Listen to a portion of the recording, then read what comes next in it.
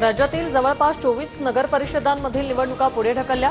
न्यायालयीन याचिका प्रलंबित असल्याने निर्णय। कोकण, बारामती, पुणे, नागपूर, महाबळेश्वर, साताऱ्यासह 24 नगरपालिकांचा समावेश।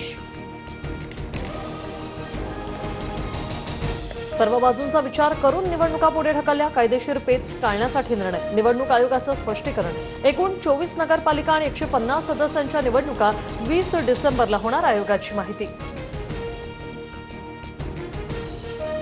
निवडणूक आयोगानं कायद्याचा चुकीचा अर्थ लावला। निवडणुका पुढे ढकलणं चुकीचं, मुख्यमंत्री फडणवीसांचा आक्षेप। आक्षेपाचं लेखी सादरीकरण सरकार निवडणूक आयोगाला देणार।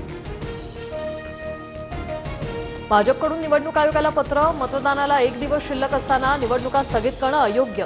निर्णयाचा सहानुभूतीपूर्वक पुनर्विचार करावा, प्रदेशाध्यक्ष रवींद्र चव्हाणांची मागणी।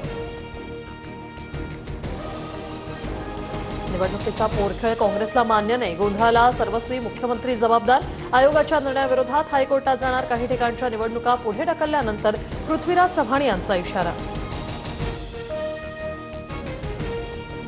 भाजपचा डीएनए विचारण्याची हिंमत करू नका। वाघाच्या जबड्यात हात घालून मोजितो दात ही जात आमची।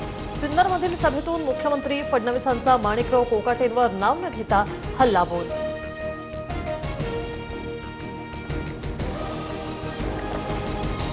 नगराध्यक्षपद आणि 30 कोटी रुपये द्या। ठाकरेंच्या शिवसेनेचे उमेदवार संदेश पारकरांनी मला ऑफर दिली। नितेश राणेंचा गंभीर आरोप।